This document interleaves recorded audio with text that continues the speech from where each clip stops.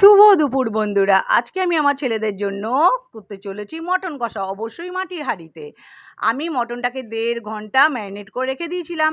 জিরের গুঁড়ো, লঙ্কার গুঁড়ো, ধনের গুঁড়ো, নুন, হলুদ, জায়ফল, জয়িত্রী, টক দই, কাঁচা তেল দিয়ে পুরো তেজপাতাও দিয়েছি, দিয়ে পুরো ম্যারিনেট করে রেখে দিয়েছিলাম। এবার আমি হাঁড়ির মধ্যে সর্ষের তেল অনেকটা দিয়ে তার মধ্যে দারচিনি, তেজপাতা, এলাচ ফোড়ন দিয়ে মাংসটাকে বসিয়ে দিয়েছি।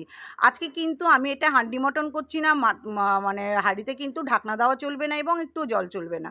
আমি অনেকক্ষণ ধরে কম আঁচে এটাকে কষাচ্ছি। কষি মাঝে দেখে নিলাম যে আমার মাংসটা সেদ্ধ হয়ে গেছে।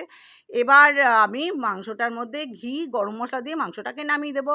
আর মধ্যেখানে আমি গোটা রসুন, গোটা পেঁয়াজ দিয়ে দিয়েছি মাংসতে, সেটা খেতে কিন্তু দারুণ লাগে। আর আমি বন্ধুদের এটা কেন করে দেখালাম, এই মানে মাটির হাঁড়ির মধ্যে মটন কষা দারুণ টেস্ট হয়। আর একটা মাটির একটা সোঁদা গন্ধ বেরিয়ে আসে, যেটার মানে গন্ধটা বলে বোঝানোর মতো নয়। আমি চাই আমার বন্ধুরাও আমার মতো এরকম মাটির হাঁড়িতে করে খেয়ে দেখুক কীরকম লাগে। খুব ভালো লাগে। কেমন লাগলো অবশ্যই কমেন্টে জানিও কিন্তু বন্ধু।